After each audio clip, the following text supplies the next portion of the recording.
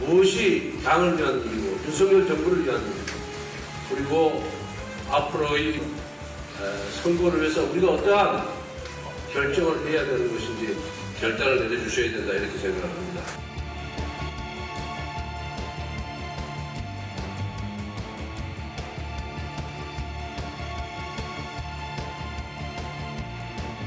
현재까지는 당 대표와 권한 대행만 비상대책위원장을 임명할 수 있도록 당헌에 되어 있습니다만은 거기에 직무대행도 비상대책위원장을 임명할 수 있도록 삽입하는 그런 조항입니다.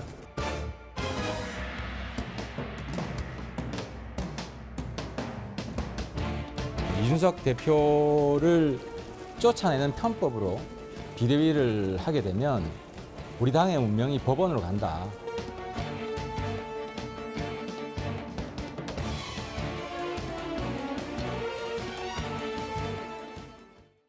여의도 사사건건 시간입니다. 자, 오늘은 김용태 국민의힘 최고위원, 최이배 전 국회의원 이렇게 두 분과 함께하겠습니다. 자, 어서 오십시오. 안녕하십니까. 김 최고는 당이 비상이 아니라 이상 상황이다 이렇게 이야기했는데 오늘 상임 전국위는 비상 상황이라고 합의했군요. 네, 어제까지는 저도 그렇게 생각했는데 제가 늘 원칙과 절차가 중요하다고 말씀드렸고 상임정국위에서 비상 상황임을 말씀하신 걸 가지고 제가 코멘트 드리는 거는 적절하지 않을 것 같고요. 말 그대로 이제는 정말 비상 상황이 된 것 같습니다. 말씀한 대로 권력의 눈먼자들이라든지 이런 분들이 대통령과 국민을 포위했다고 저는 생각되고요. 정말 비상 상황으로 지금 이제 흘러가는 것 같습니다. 상임 전국위의 결정으로 이제는 정말 비상 상황이 됐다. 예. 자, 이제 오늘 결론을 보면 그래픽을 좀 보면서 이야기를 할까요? 안건이 3개였는데 일단 비상 상황이 맞는지에 대한 유권 해석을 내려야 되는 안건이 하나 있었고 거기서는 비상 상황으로 결론을 내렸어요. 40명이 참석해서 비상 상황이라는 데는 26명이 찬성을 했다고 합니다. 직무대행에게도 비대위원장을 임명할 수 있는 권한, 그러니까 당대표 혹은 당대표가 권위일 때 그때 권한대행은 임명할 수 있는데 직무대행은 임명할 수 있는 권한이 없었거든요.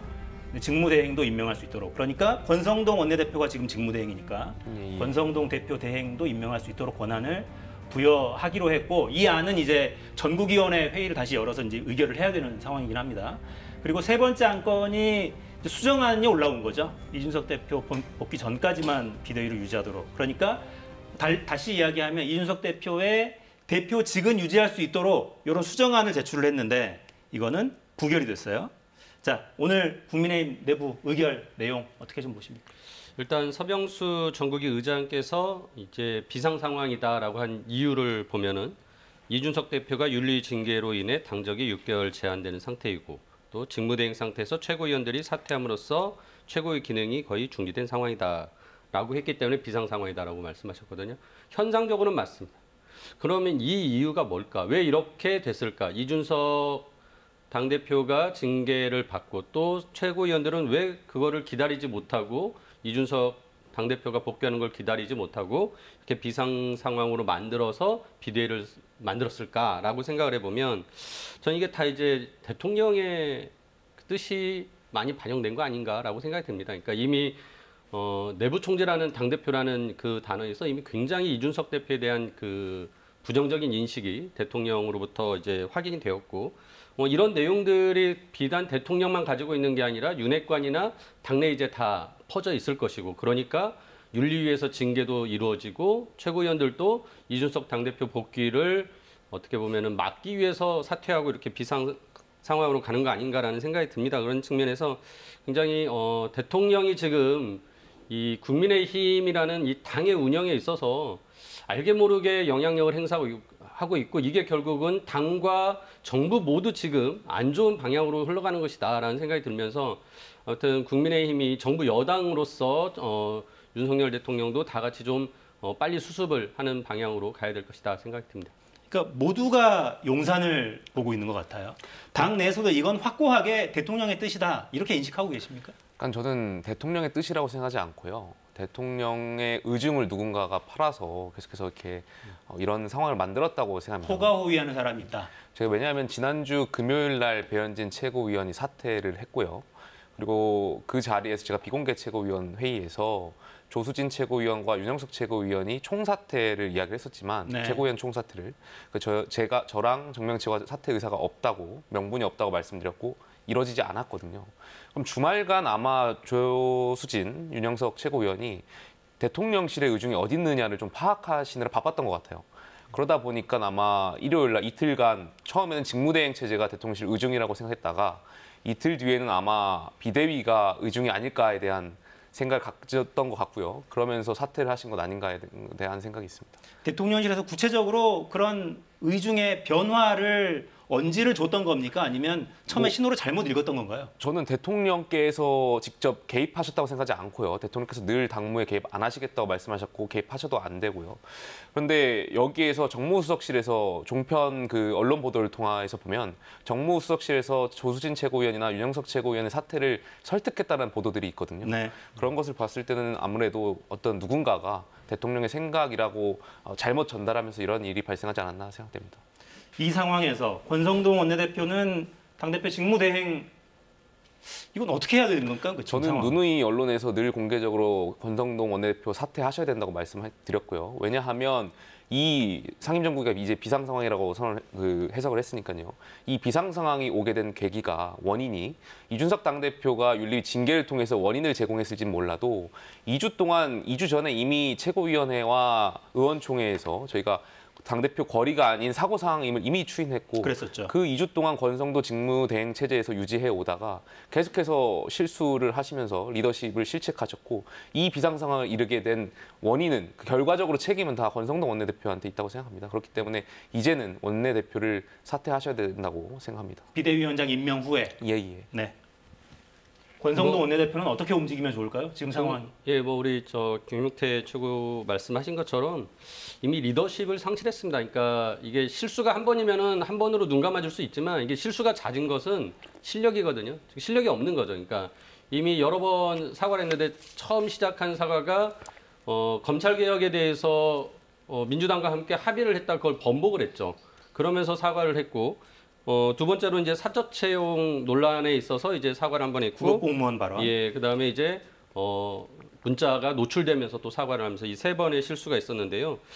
이 원내대표라는 역할이 첫 번째는 지금 여당이기 때문에 정부와 정책 협의를 하는 당정 협의의 굉장히 핵심입니다. 두 번째로는 국회 내부에서 야당과 협상을 해야 되는 주체인데 지금 이렇게 당내에서조차 신뢰를 얻지 못하는 분과 어떻게 정부와 야당이 협상이나 협의 대상의 상대로 삼을 수 있겠느냐라는 생각이 들고요. 그런 측면에서 이미 이제 신뢰감이 굉장히 떨어졌기 때문에 제가 보기에는 권성동 원내대표도 원내대표를 사직하시고 비대위 체제를 다시 구성해야만이 윤핵관이 일선에서 물러나는 모습도 될 수 있고 어떻게 보면은 정부 여당의 역할이 좀 더 신뢰감을 줄 수 있는 부분이 아닐까라고 생각합니다. 좀 전에 대통령의 눈과 귀를 가리는 그런 사람들, 호가호위하는 대통령의 뜻을 파는 그런 사람들이 있다 이렇게 표현하셨는데 그분들의 최종 목적은 뭡니까 그러면? 결국에는 당권을 장악해서 내후년에 있을 국회의원 선거의 공천권이겠죠. 아무래도 뭐 민주당도 지금 전당대회 중이고요. 그 당대표의 가장 중요한 것은 선거에 있어서 공천 권한입니다. 그렇기 때문에 이 지금 말씀하신 그런 권력의 눈먼자분들께서 지금 국민과 대통령을 위하는 생각보다는 본인들의 어떤 다음 총선에서의 공천을 염두에 둔 것 아닌가 생각합니다. 당장 비대위 구성 과정에서부터 비대위원장을 누가 맡는가 예. 이걸 지켜보면 그게 좀 더 명확하게 드러날 거라고 보십니까? 저는 그렇게 생각하고요. 다만 이 비대위가 거스를 수 없는 흐름이라면 저는 비대위는 가급적 짧아야 된다고 생각합니다. 누누이 제가 집권 여당의 비상 상황이 있어서는 안 된다고 말씀드렸고 비대위는 최대한 짧아야 되고요. 조기 전당대를 조속히 치러서 가급적 빨리 안정적인 지도 체제를 구축해서 당정을 뒷받침해야 된다고 생각합니다. 근데 그럴 생각이 별로 없어 보이는데 비대위 기간은 어떻게 설정하려고 할 거라고 보십니까? 저는 뭐 지금 이미 나온 내용들을 종합해 보면 뭐 이제 이번 비대위가 관리형 비대위가 되지 않을까 싶습니다. 즉 다음 전당대회를 위해서 하는 것이기 때문에 그렇게 길게 가지는 않을 거라는 생각이 들고요. 뭐 김용태 최고위원 말씀대로 지금 정부 여당입니다. 여당으로서의 정부와 계속 국정 운영에 책임을 져야 되기 때문에 이런 비대위 체제가 오래가는 것은 굉장히 부담스러울 수 있고요. 또 하나 이제 그 조기 전당대회를 준비하는 그 과정에 있어서의 잡음을 최소화하기 위한 노력을 해야겠죠. 그런 측면에서는 아까 말씀드린 대로 권성동 원내대표 등 그런 분들이 좀 윤핵관이라고 하는 분들이 비대위에서는 좀 얼굴을 드러내지 않아야만이 당내 이제 안정적인 모습을 만들지 않을까라고 생각이 됩니다. 네. 이거와 관련해서 한마디 더 말씀드리면 조기 전당대회를 가자고 하면 이제 이준석 당대표를 연계해서 말씀하시는 분들이 있어요. 결과적으로 당원권 정지가 6개월인 상황에서 조기 전당대회에 참여할 수 없게 되니까요. 근데 저는 당대표의 복귀 여부, 물론 개인적으로 제가 이준석 대표랑 친하기 때문에 개인적인 관심사기는 하지만 저는 이 모든 것이 당대표의 복귀 여부는 부차적인 이야기라고 누누이 언론에서 말씀드렸거든요. 그러니까 본질은 결과적으로 원칙을 지키는 사람과 이 권력을 지키려고 하는 사람, 탐욕의 눈먼 자들과의 대결 싸움이라고 저는 보는데 결과적으로 지금 저희 당에서 안타깝게도 이 절차민주주의와 당원민주주의가 지금 훼손되어가는 이 과정에 대해서 비판을 해야 되는 것이지 저희가 집권 여당이고요. 되게 국정이 어렵고 지금 경제 위기 상황에서 당대표의 개인적 억울함을 푸는 자리가 아니기 때문에 그런 것은 좀 부차적인 논쟁이라고 생각합니다. 자, 이거는 영상을 좀 보고 이어갈까요? 이준석 대표는 이틀 연속 윤석열 대통령을 직접 저격하는 듯한 글을 올리고 있습니다. 영상 보고 이어가죠.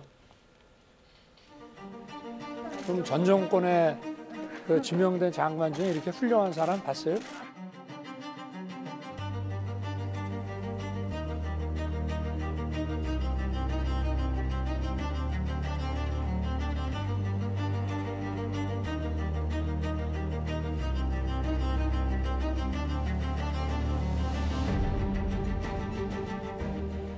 그러니까 대통령의 그 내부 총질 메시지가 공개된 뒤에 아마도 이제 이런 생각은 더 많이 굳어진 것 같고 결국에는 이준석 대표를 제거하기 위한 작업이 사실은 진행 중이었던 것 아닌가 이런 생각들이 여의도 안팎에 그냥 거의 정설로 굳어졌던 것 같아요. 이준석 대표는 그럼 어떤 선택을 해야 됩니까 이제는? 제가 예전에 이준석 대표가 이렇게 당내 혼란에 대한 어떤 얘기를 할 때 자기가 바른미래당에 예전에 있을 때 손학규 전 대표와 한번 이렇게 세게 당권을 놓고 네. 겨뤄본 적이 있다. 그때 자기가 그런 경험을 가지고 있기 때문에 자기는 당권을 지킬 수 있다. 뭐 이런 류의 어떤 뉘앙스로 말씀을 하셨는데 저는 그게 계속 근저에 깔려 있다고 봅니다. 그래서 지금 이런 비대위 체제로 가거나 조기 전당대회 하는 부분에 대해서는 자신을 배제시키려는 어떤 의도라는 것을 생각하고 있기 때문에 이거를 계속적으로 저는 좀 더 대결 구도로 가져가지 않을까. 그래서 지금 열심히 SNS를 통해서 다시 말을 하기 시작하거나 계속 그 당원들 모집하는 것도 어떻게 보면은 차후에 자신이 다시 재기할 수 있는 어떤 또 발판을 마련하기 위한 것이라고 생각되고요. 그런 측면에서 지금 당장에는 현재 당의 어떤 당무에 대해서 법원의 판단을 받기 위한 뭐 가처분 신청이랄지 이런 이제 법적 절차도 진행할 것이라고 보여지고요. 저는 이제 이런 부분에 대해서는 좀 더 이제 우려가 됩니다. 그러니까 그렇게 해서 법적으로 어떤 판단을 받는 게 이준석 당대표에게 유리한 판결이 나온다 하더라도 이 당의 운영은 굉장히 정치적인 것이기 때문에 지금에 있는 상황들을 다 되돌릴 수 없거든요.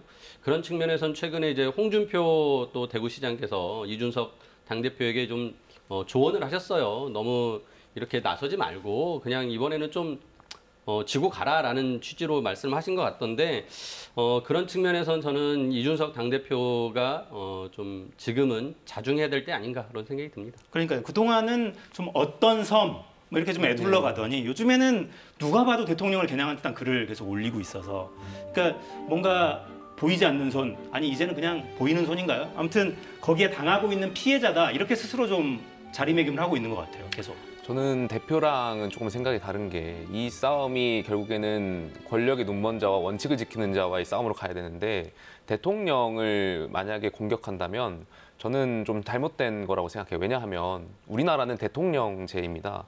대통령제이고 집권 여당이지 않습니까? 집권 여당이 국민들께 대통령을 뽑아달라고 말씀드렸고 그 국민들께서 대통령에게 정당성과 정통성을 부여했기 때문에 집권 여당으로서 대통령을 뒷받침해야 될 필요가 있다고 당연히 의무가 있다고 생각되고요. 그렇기 때문에 대통령께서 잘못된 판단이나 잘못된 인식을 하실 수 있지만 이것을 비판할 것이 아니라 대통령께서 옳은 결정을 하실 수 있도록 당정이 유기적으로 화합되는 모습을 보여드려야 된다고 생각합니다. 비판하는 게 아니라 오히려 도와줘야 되는 것 아니냐. 생각을 다른 바꾸실 길로 갈 수 있도록 있게끔, 예. 길을 그것이 어떻게 만들어줘야 보면 하지 않느냐. 대통령제가 가진 한계이자 장점이자 단점일 수 있을 것 같습니다. 네.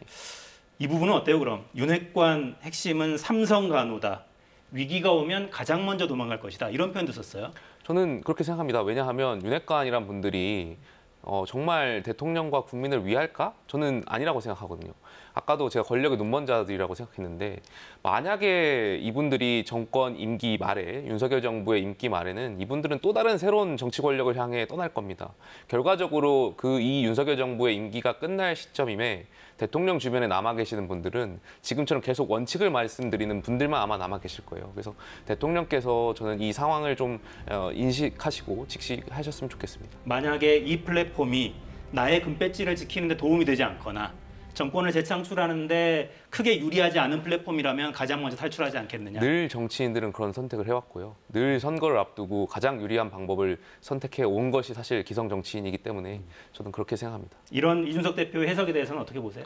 그런 측면에서 제가 이제 앞서 이제 그 윤핵관들도 이 선으로 좀 후퇴를 하고 이준석 당대표도 좀 자중해야 된다고 말씀을 드렸는데 솔직히 그럴 가능성은 높아 보이지 않습니다. 결국 이준석 대 윤핵관이라는 어떤 그 대결 구도가 더 강해질 것 같고요. 이게 일종의 이제 권력 투쟁이라는 것이 본격적으로 시작되고 지금의 극단화된 모습이라고 생각합니다. 제가 진작부터 이런 초기 증상에 대해서 잔치집에 먹을 게 많아지니까 이제 싸움이 나기 시작한다라고 말씀드렸는데 출연하면서 여러 차례 그렇게 말씀하셨죠. 제가 보기에는 이준석 대 윤핵관이라는 권력 투쟁의 어떤 그 극화된 모습이 더욱더 펼쳐질 것이라고 생각되고 그런 측면에서는 우리 국민들에겐 진짜 정부와 여당이 어떻게 책임지는 국정 운영의 모습을 보여주지 못하고 있기 때문에 계속적인 실망감만 들이지 않을까라는 우려가 됩니다. 제가 한두 달 전에 최이배 의원님께 지금 최이배 의원님 말씀하신 대로 야당은 먹을 것이 더 없어가지고 더 싸움 날 거라고 제가 말씀드렸는데 오히려 반대 상황이 지금 여당에서 벌어지고 있어가지고 정말 국민들께 송구스럽습니다. 그러니까 선거 끝나면 의뢰 패한 당에서는 이런저런 패배 책임을 놓고 갈등이 벌어지고 그렇죠. 지도부는 의뢰 총사퇴하고 비대위로 가고 이게 아주 일반적인 흐름인데 출범 100일도 안 된 정부 여당 내부가 지금 이렇게 갑니다. 자, 이준석 대표 향후 행보 관심사인데 자, 이번 사태 시발점으로 지목당하기도 했죠.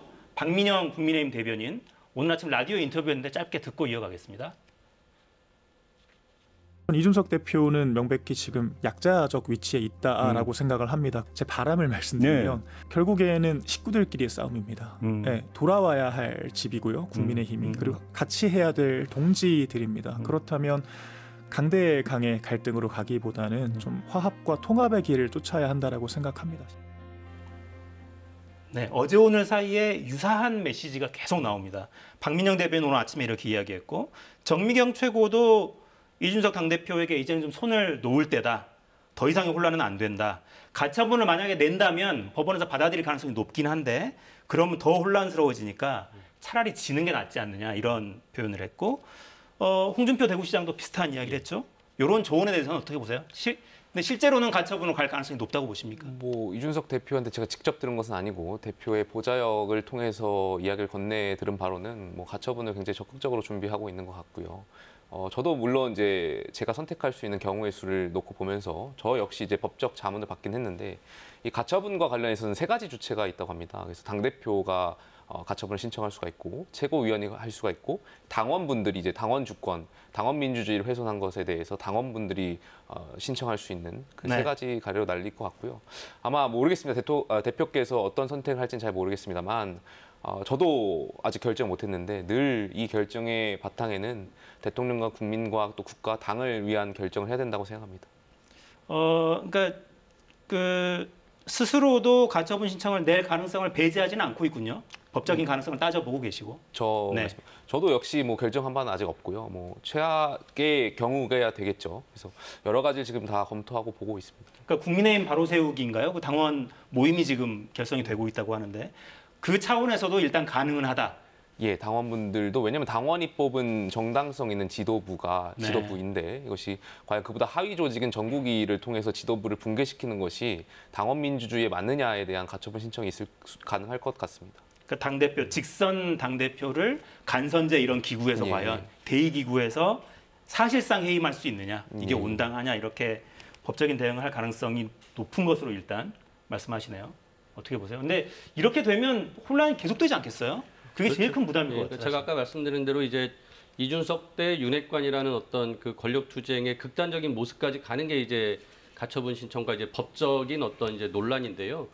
아까 말씀드렸다시피 이게 법적으로 판단을 받는 게 중요하지 않습니다. 지금은 정치적으로 해결해야 될 문제이고, 자꾸 이 당내 문제를 법적인 사법부의 판단을 받는다고 해서 그게 정당성이 더 확보되기보다는 국민적인 어떤 반감들이 더 생길 수도 있는 부분이거든요. 피로감이 막 커지겠죠. 예, 그러니까 저는 지금 이준석 당대표가 할 수 있는 방향은 이런 법적 대응보다는 오히려 국민들에게 신뢰를 더 본인이 더 얻어내는 방법, 뭐 이런 부분하고 뭐 차기를 위해서 다음을 재개할 수 있는 기회를 만드는 것이 중요하지 않을까라고 생각이 드는데요. 아무튼 뭐 이 부분은 뭐 그닥 그렇게 낙관적으로 보이지는 좀 않습니다. 예. 이건 어때요? 왜 당대표 지지도 조사 이런 거 해보면 이준석 대표가 제일 높게 나오잖아요. 지금 이 상황에서도. 예, 예.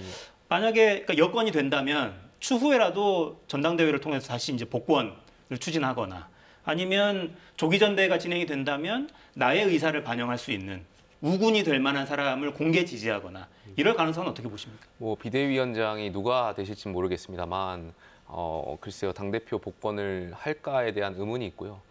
후자 같은 경우 당대표 이준석 대표가 말씀하신 지원하는 방향으로 하는 방향도 가능할 것 같습니다. 저는 그렇게 해서 계속 지금 당원 모집도 배가하고 있고 당대표가 계속 전국으로 돌면서 당원분들과 소통하는 과정이 네. 아마 그것을 염두에 두고 하는 것 아닌가에 대한 생각이 있습니다. 그러니까 이제 야권에서는 희망이 잔뜩 들어간 관측으로는 이러다가 여권이 자중질환이 심해지면 분당 국면으로 가지 않겠냐. 심지어 총선을 앞둔 시기가 되면 그런 관측까지 많이 나와요. 그러니까 이제 항상 뭐 총선을 앞두고는 이제 정계 개편에 대한 뭐 논의들이 있을 수 있는데요. 그게 보통은 이제 야권에서 이루어지죠. 근데 지금은 여당이 너무나 내용의 수준이 이제 심각하기 때문에 지금 뭐 국민의힘 발 뭐 정계 개편도 나오지 않겠느냐라고 얘기를 하는데요. 뭐 지금은 솔직히 너무 긴 시간이 남았기 때문에 뭐 여러 가지 시나리오 중에 하나일 수밖에 없고요. 저는 김용태 최고위원 말씀대로 이준석 당대표가 본인이 다음 전당대회에 나올 수 없다면 같이 그 그룹화해서 지원하는 또 특정 인물을 내세워서 또 당에 대한 어떤 그 권력을 쟁취하는데 충분히 해볼 수 있지 않나라는 생각이 듭니다. 그런 측면에서는 이준석 당대표가 너무 이렇게 법적인 절차나 어떤 국민들의 피로감을 쌓게 하는 그런 행위는 별로 좋지 않겠다라는 생각도 합니다. 저는 분당 시나리오는 적다라고 보는데 왜냐하면 사실 분당의 역사는 야당에서 많이 이루어져 왔습니다. 늘 그렇죠? 우리 헌정사를 보면 여당에서는 분당은 딱 한 번 있었죠. 박근혜 대통령 탄핵 이후에 굉장히 특수한 상황에서 한 번 있었기 때문에 여당은 늘 화합을 하고 그 안에서 그래도 화합을 늘 해왔기 때문에 분당 시나리오는 좀 적지 않을까 생각합니다. 화합 말씀하시니까 제가 이 질문은 드려야겠네요. 그 화합이라는 게 정말 생각을 같이 해서 화합을 하는 겁니까? 아니면 대세가 이미 굳었고 이거 괜히 이야기했다가 내부 총질한다고 나도 비판을 받고 정치적인 미래가 사라질 수도 있으니 그냥 입 다물고 있어야겠다 이겁니까? 저는 정치라는 것이 타협의 정치가 되어야 된다고 생각되는데 그러나 유일하게 타협할 수 없는 세력은 저는 절차를 무시하고 이 원칙을 무시하는 분들하고는 타협을 해서는 안 된다고 생각하거든요. 그렇기 때문에 그 안에서 뭐 가치적인 판단은 각자 우선 가치에 따라서 뭐 타협을 할 수도 있는 것이니까요. 그건 그 안에서 봐주시면 될 것 같습니다. 네, 그러니까 제가 이 질문을 드린 건 언론에서는 그런 기사들 많이 쓰거든요. 그 익명의 의원들, 뭐 국민의힘 재선 의원 모 씨는 정말 하고 싶은 말이 많은데 도저히 말을 할 수가 없다. 뭐 이런 기사들을 많이 쓰니까 실제로 당내에 그런 압박감이 있을 것 같기도 해서 여쭤보는 거예요. 뭘 근데 총선을 앞두고 그 기성 정치인분들 누구신지 모르겠습니다만 본인들이 총선에 당선되기 위해서 누군가라도 필요하다면 그게 이준석이라면 아마 가져다 쓰지 않겠습니까? 봐야 하는 거네요. 네. 민주당 이야기도 좀 짧게 할까요? 민주당에서도 당원 관련 잡음이 좀 있어요. 문제가 되는 건 이겁니다. 당원 구장에 있는 80조인데 부패 연루자를 제재하는 취지의 조항이에요. 문제가 되는 건 이겁니다. 기소와 동시에 직무를 정지한다. 각급 당직자라고 돼 있기 때문에 여기는 당대표도 물론 포함되는 거고요. 결국에는 핵심은 이거죠. 현재 이재명 의원을 둘러싼 여러 당내에서 사법 리스크 관련 논란이 있고 검찰과 경찰이 수사를 하고 있는데 만약에 기소를 당하게 되면 당대표 선거에서 승리해서 대표가 됐다 해도 기소와 동시에 직무가 정지된다. 그러면 안 되겠다. 이 지지자들이 이 조항 삭제하자 이런 청원을 지금 하고 있어요. 근데 저게 이제 그 80조의 아마 저게 1항이고요. 그 뒤에 이제 2항을 보면은 이게 어떤 정치적 탄압의 의도를 가지고 그렇게 기소를 하는 경우에는 그러지 아니한다라는 또 이제 예외 조항이 하나 있습니다. 그래서 굉장히 이제 뭐 정치적인 해석이 될 수밖에 없겠지만은 충분히 그런 이 당원을 만들 때 이미 그런 것들을 다 고려해서 만들었기 때문에 저는 뭐 이것을 삭제해야 될 필요는 없다고 생각이 들고요. 다만 지금 이 당헌을 바꾸자고 하시는 이제 이재명 후보, 당대표 후보의 지지층과 또 이제 그것을 반대하려는 또 이제 그 다른 그 후보들의 목소리가 지금 나오고 있거든요. 근데 저는 우리 그 민주당의 그 열성 당원들을 뭐 소위 요즘에 이제 강성 팬덤이라고 좀 부정적인 어떤 평가를 지금 하고 있는데 이런 과정을 우리가 좀 더 당원들과 소통하기 위해서 지금 당내에 청원 게시판도 만들고 계속 소통의 어떤 창구를 늘려가려는 노력을 하고 있습니다. 그런 측면에서 저는 뭐 이런 사안들 한번 당내에서도 충분히 논의는 해볼 수 있겠다라는 생각을 하고요. 다만 이제 그 과정에서 최대한 당의 많은 의견들이 수용될 수 있게 하는 또 그런 과정들을 거쳐야 된다고 생각합니다. 네. 일단 청원 게시판에 5만 명 이상 동의를 한 상태라서 당 지도부가 답변을 해야 되고, 근데 꼭 특정인을 위한 어떤 움직임으로 해석될 여지가 굉장히 크단 말이죠. 저는 저희 국민의힘이나 민주당이나 당원 당규를 어떤 목적을 위해서 결과를 위해서 수정하고 하는 것은 절차 민주주의에 다 위반해야 된다고 생각되고요. 굉장히 이 당원 당규, 민주당도 마찬가지겠습니다만 이 당원 당규를 만들 때 분명히 그 정신이 있을 겁니다. 이 당원이 갖고 있는 의미가 있기 때문에 이것을 함부로 바꿔서는 안 된다고 생각하고요. 우리가 지난 4.7 재보선에서 민주당이 당원 당규를 개정하면서 후보를 내면서 서울시장과 부산시장 재보선에서 국민의 심판을 받지 않았습니까?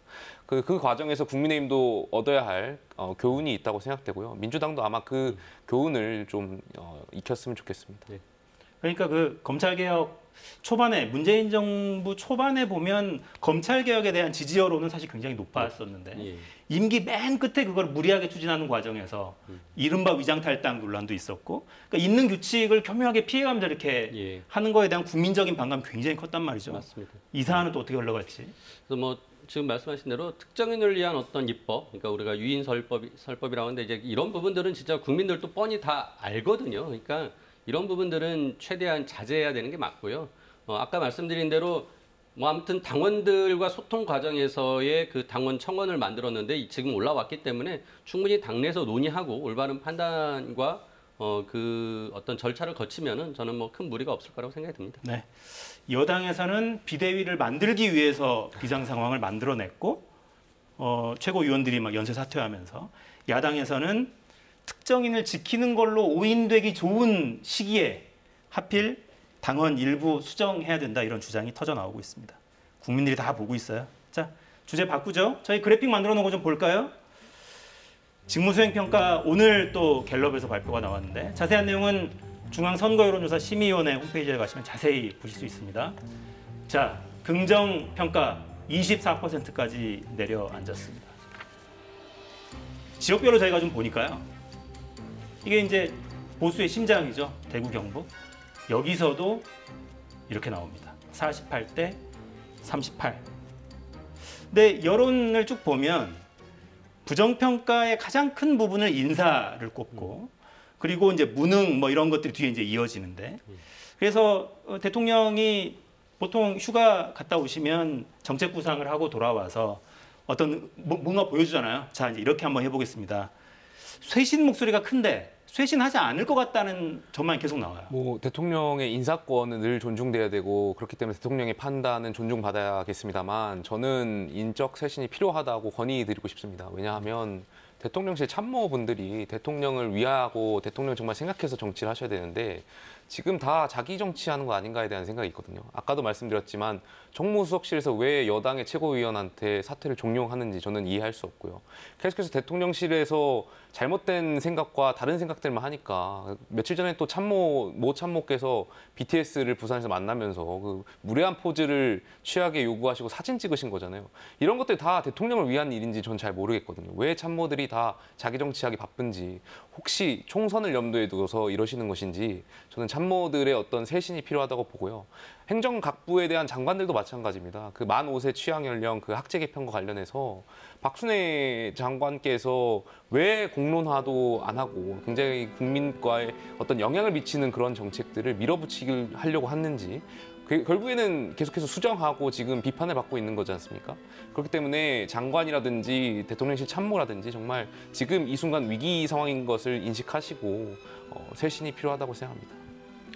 일단 뭐 말씀하셨지만 이렇게 낮은 국정 운영 평가의 이제 가장 큰 이유는 인사죠. 그러니까 대통령의 어떤 인사 스타일이 내 사람 챙기기 인사 스타일이었고, 그게 사적 채용 논란으로 또 번지면서 더더욱이 이제 문제가 됐는데, 그 이후에 또 이 사적인 관계를 중심으로 한 어떤 의혹들이 커진 거죠. 대통령실의 그 인테리어 공사를 하면서 집무실 공사에서 어떤 영세업체가 수의계약을 통해서 했다라면서 이게 뭔가 이상하다라는 얘기가 나왔는데, 지금은 또 관저공사에서 김건희 여사가 일했던 코바나의 인테리어를 했던 또 업체가 와서 지금 일을 한다. 그러니까 뭔가 이 사적인 관계들이 계속 대통령 주변을 맴돌고 있습니다. 거기다가 이제 검진법사에 대한 또 이제 의혹까지 나오면서 이런 측근과 가족들에 대한 리스크가 이제 나오고 있고요. 그다음에 저는 마지막으로 대통령의 통치 스타일이 이제 전형적인 검사의 어떤 스타일, 즉 뭐냐면은요, 뭔가 과거의 잘못을 들춰내고 그 잘못에 대해서 반드시 처벌해야 일이 끝나는 거죠. 그러니까 저는 이준석 대표와의 지금 갈등도 그 대선 기간에 있었던 어떤 앙금이거든요. 그거를 지금 해결하지 않으면은 본인은 끝난 일이 아니라고 생각하시는 거 아닌가. 그래서 대통령의 그런 과거 지향적인 어떤 그 통치 스타일이 지금 이렇게 낮은 지지율을 가져가는 거다라고 생각이 들고요. 그런 측면에서 뭐 휴가 갔다 오셔서 인적 쇄신뿐만 아니라 국정 운영 전반에 대한 쇄신 기조를 만드셔야 되고, 가장 중요하게는 대통령이 좀 바뀌셔야 될 것 같습니다. 예. 대통령이 바뀌어야 된다. 자, 영상 하나 보고 시간이 거의 다 됐네요. 거의 마무리해야 될 것 같네요. 자, 뜬금없는 만 5세 초등학교 입학 추진도 대통령 국정수행 평가에 부정적 영향을 미쳤습니다. 5% 정도는 그걸 꼽았어요.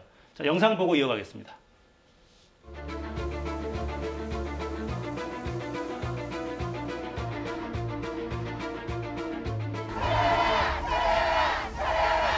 논란의 핵심인 박순애 교육부 장관은 사퇴하라.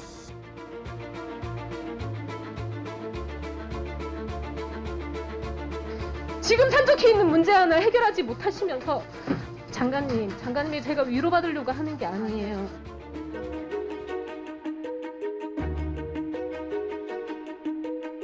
안전하게 학교 생활을 할 수 있도록 최선을 다해서 살피고 적극적으로 현장을 지원하겠습니다.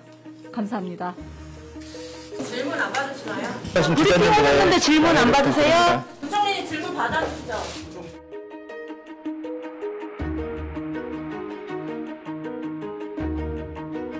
교육부 장관이 대통령 업무부 가는 데서 이런 부분 등이 여러 가지 필요하고 공론화지 필요한 것 등이 좀 사상된 채 아주 좀 소통에 있어서 이렇게 서툴렀던 측면이 있고요. 정책이라는 것은 국민들이 바라지 않는 정책이 그 시행될 수가 없지요. 네, 자, 질문을 드리기 전에 KBS가 단독 취재한 내용을 좀 전해드려야겠네요.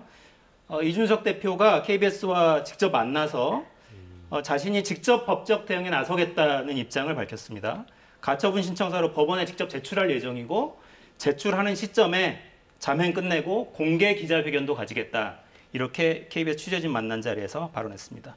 가처분 신청 직접 내는 이유는 당원 민주주의를 위배했고 절차적인 민주주의도 위배했다. 직접 청구하겠다. 이런 입장을 밝혔습니다. 자, 지금 시간이 거의 다 돼서 이제 대통령이 다음 주면 돌아오잖아요. 월요일에 아마 또 아침 출근길 문답을 또 오랜만에 할 텐데, 인적 쇄신이 필요하다면 대상은 누구여야 할지, 아니면 어떤 메시지를 먼저 내야 될지 말씀해 주시죠. 당연히 대통령실의 참모분들 위주로 인적 쇄신이 가야 된다고 생각합니다. 뭐 대통령실의 실장이라든지 정무수석, 뭐 대변인 등 지금 이 위기를 어쨌든 초래한 일말의 책임이 있는 분이라면 좀 쇄신할 필요가 있다고 생각합니다. 대통령실을 중심으로 쇄신해야 된다.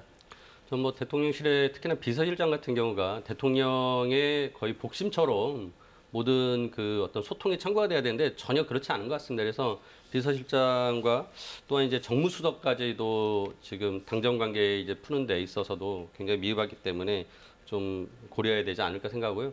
지금 내각에서는 이미 이상민 장관과 박순애 지금 이제 사회부총리가 굉장히 그 논란을 많이 만들지 않았습니까? 이런 분들에 대한 명확한 어떤 좀 인사 조치가 있지 않으면은 제가 보기에는 국정 운영이 계속 힘들어지지 않을까 우려가 됩니다. 네. 자, 월요일 아침 출근길 용산에 시선이 많이 쏠리겠네요. 자, 마무리하겠습니다. 최이배 전 의원, 김용태 최고였습니다. 두 분 감사합니다. 감사합니다. 감사합니다.